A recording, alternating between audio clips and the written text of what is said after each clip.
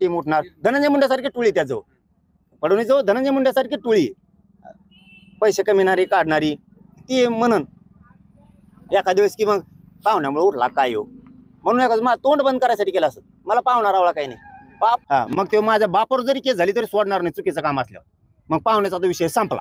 पण ह्यात जे 9 जण आहेत ना त्याच्यामध्ये आंदोलनाच्या भोवती इवन जरांगे स्वतःची गाडी वापरतात, ती गाडी सुद्धा या वाळू माफियांचीच आहे. माझं म्हणणं असं आहे की जरांगे पाटलांच्या आंदोलनाला या वाळू माफियांचा सपोर्ट होता. वाळू माफियांचा सपोर्ट घेणं न घेणं हे कायदा सुव्यवस्था बघून घेईल, किंवा वाळू कुणी वडावी, कायद्याचा भंग कुणी करावा, महसूल कुणी बुडवावा, आणि जे बुडवतील त्याला कायदा बघून घेईल. परंतु या आणि अशा माफियांच्या जीवावरती जर जरांगे आंदोलन उभं करून या महाराष्ट्रामधल्या ओबीसींच्या आरक्षणावरती जर हे चॅलेंज करत असतील, आरक्षणामध्ये घुसखोरी करत असतील, तर मला वाटतं हे खूप मोठं पातक या लोकांच्याकडून, या मंडळीकडून घडलेलं आहे. आणि मुख्यमंत्री महोदयांनी फक्त यांना महसुलाचाच नव्हे तर ओबीसीच्या आरक्षणाच्या विरोधामध्ये जे काही षडयंत्र या महाराष्ट्रामध्ये रचलं गेलं, 2 समाजामध्ये तेढ निर्माण करण्याचं कार्य या लोकांकडून झालं.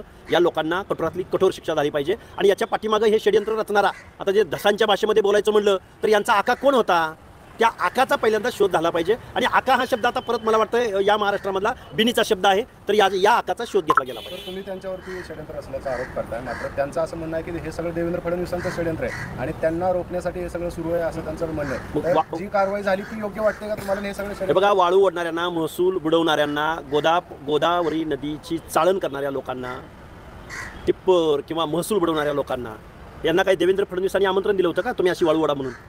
त्यामुळे मला असं म्हणायचं आहे की या माफियांना शिक्षा झाली पाहिजे. आणि जरांगे पाटलांच्या पाठीमागं जर असे माफिया गुंड, आणि फक्त वाळू ओढण्यापुरतं मर्यादित नाही आहे, बीड शहर जाळलं जात होतं त्यावेळी त्या बीड शहरामध्ये अंतरवली सराटीमध्ये गोळीबार करणारी माणसं, दंगल घडवणारी माणसं, ही माणसं कोण आहेत? यांना मोकापेक्षाही मोठा गुन्हा यांच्यावरती दाखल होऊ शकतो. मोका निश्चित मकोका हा कायदा या सगळ्या मंडळींना संघटित आहे. त्यामुळे फक्त तडीपारीची कारवाई करून चालणार नाही, तर यांच्यावरती मोकापेक्षाही कडक कारवाई करायला पाहिजे असं माझं मत आहे. माझं तोंड बंद करायला फडणवीसांनी ही खेळ केली असं म्हणतात. वाळू वाढायला फडणवीसांनी थोडं सांगितलं होतं त्यांना, किंवा बीडमध्ये गोळीबार करायला लोक कारवाई करायला पाहिजे असं माझं मत आहे. माझं तोंड बंद करायला फडणवीसांनी ही खेळ केली असं म्हणतात. वाळू वाढायला फडणवीसांनी थोडं सांगितलं होतं त्यांना, किंवा बीडमध्ये गोळीबार करायला, लोकप्रतिनिधींची घरं जाळायला थोडं सांगितलं होतं. अंतरवली सराटी किंवा 2-3 जिल्ह्यामध्ये सामाजिक तेढ निर्माण करायला थोडंच फडणवीसांनी सांगितलं होतं. त्यामुळे मला असं वाटतं की या सर्व लोकांना शिक्षा झाली पाहिजे. दुर्दैव या गोष्टीचं आहे की वाळू कुणी ओढावी, कायद्याचा भंग कुणी करावा, तो त्यांचा प्रश्न आहे. पण ओबीसीच्या आरक्षणाच्या विरोधामध्ये 10% SCBCचं जे काय आरक्षण दिलं गेलं आहे त्याला ओबीसीने कधी कुठं विरोध केला आहे? ओबीसीचं एवढंच म्हणणं होतं की ओबीसी अंतर्गत तुम्ही घुसखोरी करू नका, आणि जर तुम्ही घुसखोरी केली तर ओबीसीचं आरक्षण संपेल, ही न्याय मागणी होती. तरीसुद्धा ज्या नेत्यांनी, ज्या कार्यकर्त्यांनी ओबीसीची बाजू लावून धरण्याचा प्रयत्न केला, मांडण्याचा प्रयत्न केला, उपोषण करण्याचा प्रयत्न केला, त्या लोकांवरती याच लोकांनी 4 ते 5 वेळा फिजिकली अटॅक केलेले आहेत. आणि ज्या लोकांना की 28 तारखेपर्यंत त्या हॉस्पिटलचं नाव बी तुम्हाला सांगतो आणि पत्र बी देतो, त्या 8 दिवसामध्ये त्या हॉस्पिटलमध्ये कोण ह्यांना भेटायला आले ते CCTV फुटेजमधून काढा. एकीकडून धसांनी आणि एकीकडून मुख्यमंत्र्यांनी सांगायचं की आम्ही केसेस मागे घेणार आहेत, आणि एकीकडून तुम्ही नोटिसा द्यायच्या आंदोलकात. तुमचा दुसरा काही विषय असेल ना, आम्हाला काही घेणं नाही. आपण सरळ स्टेट काम आहे आपलं, पण आमच्या सरळ स्वभावाचा फायदा तुम्ही उचलायचा नाही. कारण तुम्ही आंतरवालीतल्या आंदोलकांना जर नोटिसा देणार असली आणि त्यांच्या पाठीमागं असं लागणार असली, मी सोडणार नाही फडणवीस, मी सोडणार नाही. कारण तुम्ही एकीकडून म्हणायचे गुन्हे मागं घेतो आणि दुसरीकडून एक गुन्हा वाढवायचा.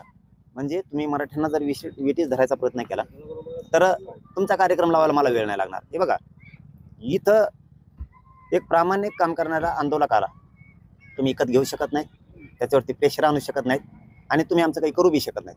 फक्त आम्हाला त्या वाटावर जायचं नाही. फडणवीस साहेब ध्यानात ठेवा की मला त्या वाटावर जायचं नाही. जर गनिमा काव करशील किंवा तू असा मराठ्यांचा तिरस्कार करशील आणि तू मराठ्यांना संपवण्याच्या भाषेत येणार असेल, तुझ्या पोटात एक होटात एक हे दाखवण्याचा प्रयत्न करत असेल, ज्यावेळेस तुझ्यावरती वेळ आली त्यावेळेस तू रडून, म्हणजे ते एक देवेंद्र होता पाहिला, ती वर होता कुठंतरी, त्याच्यावर संकट आलं की ते रडत ब्रह्मदेवाकडं महादेवाकडे पळायचा. तसं तुझ्यावर वेळ आली की तू रडत मराठ्यांच्या वाटावर येतो. आणि एकदा तुला गादी मिळाली की ते माज आल्यासारखं जे वागणूक आहे ना, ती मला पसंत नाही. आम्ही पाठीमागचे 3 महिने, निवडणुकीच्या आधीचे आणि निवडणुकीच्या नंतरचे आत्ताचे 3 महिने एक ब्र शब्द त्या माणसाला बोललो नाही. आम्हाला अशी आशा होती की मराठ्यांनी सांगावं आणि फडणवीसनी करावं, अशीच प्रक्रिया होईल. ही आमची भोडी भावना आहे गरिबांची. पण गरिबांच्या लेकराच्या भवितव्याशी खेळायला लागला म्हणजे तू एवढं दूध खुळं आम्हाला समजू नको आणि चॅलेंज द्यायचा तो विषय सोडच. पण तुला पुन्हा एकदा सांगतो, तू नादाला लागू नको शहाणा असेल तर, कारण मला काय समाजापेक्षा पुढं कळत नाही. आणि या समाजाच्या जर ध्यानात आलं की तू गोड बोलून डाव टाका लागला मराठ्यांची पोरं संपायची, तर हेच मराठ्यांचे पोरं तुला रस्त्याने सुद्धा नाही फिरून द्यायची. म्हणजे ही धमकी नाही, मी तुला तळतळ सांगतो गरिबाची काय असते. गरीब आरक्षणामुळे कशा आत्महत्या करतात, गरीब केशीमुळं नसून केशी व्हायला लागल्यात, आंतरवलीच्या आंदोलकावर नोटीस द्यायच्या. ही जी मूर्खपणाची चाल आहे ना, ही चालणार नाही, मायापाशी तरी चालणार नाही.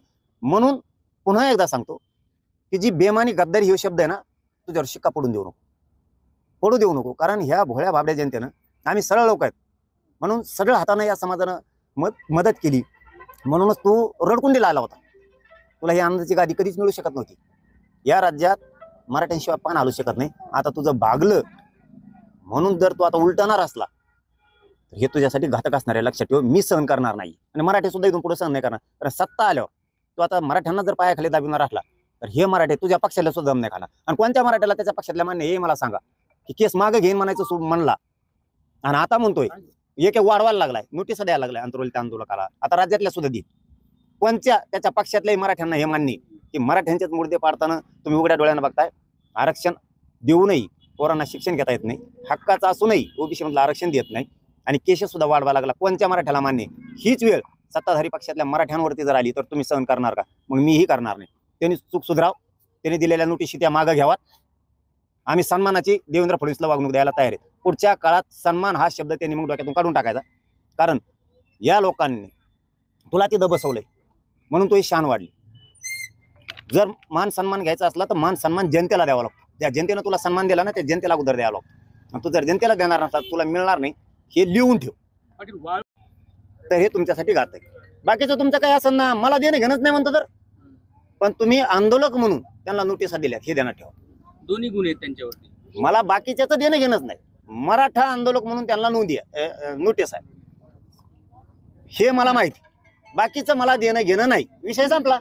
मला काही गरज नाही तुमची सांगायची. मला गोष्ट माहिती आहे. माझं कुटुंब मला जवळचं नाही. कुटुंब कसल्या बातम्या करायसाठी येत जाऊ नका. माझ्यासाठी कुटुंब महत्वाचं नाही. मी कुटुंब खाली उतरलंय आंतरवलीच्या व्यासपीठाहून. कुटुंब आईला आणि बापाला कुणीच उतरू शकत नाही या जगात. असा माणूसच असू शकत नाही की आई बापाला सरळ सांगितलंय पोरग घरी आल्यावर खाली उतरायची तू. मी फक्त मराठा आंदोलक हे शब्द बोलतोय. मग काय ती काय माझे पाहुणे आहेत का याचे, वाघुलीचे, अमरावतीच्या महिला तडीपार केलेल्या.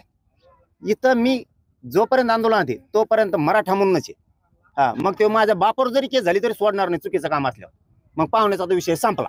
पण ह्यात जे 9 जण आहेत ना त्याच्यामध्ये मी बाप जर याच्यात असला तरी पाहुणा फिवणा विषयी दबान माझ्या बापासोबत सुट्टी देणार नाही.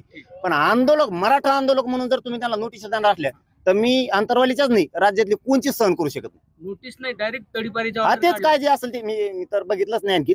मला ती काल ऐकू माहिती मिळाली म्हणून मी आज सांगितलं की चुकीचं पाऊल उचलू नको.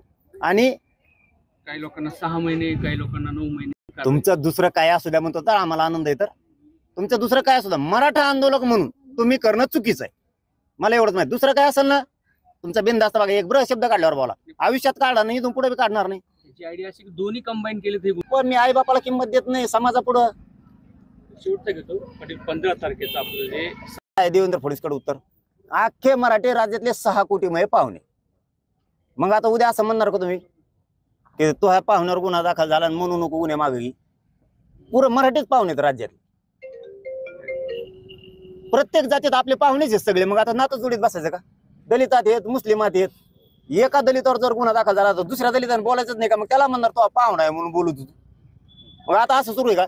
एखाद्या धनगर बांधावर जर गुन्हा दाखल झाला आणि एखादा धनगराचा बांधव जर ते मुद्दा उचलायला लागला आपण म्हणणार त्याचा पाहुणा आहे देव म्हणून बोलतोय. मग त्याच्या बाजून धनगराने उठायचंच नाही काय? एखाद्या मुस्लिम बांधावर जर गुन्हा दाखल झाला आणि एखाद्या मुस्लिमांनी जर प्रश्न उचलला तर बाकीच्यांनी म्हणायचं मग सरकारने त्याचा पाहुणा आहे रे ते मुसलमान म्हणून ते उठलाय. म्हणजे बोलायचं आशे बंद करायचे काय लोक बोलायचे आता देवेंद्र फडणवीसला. ही नवीन चाणक्य नीती काय तुही? इथं नसते टिकत भाऊ. राय सांभाळून सत्ता मराठ्यांनी दिलेली इरजण टाकील.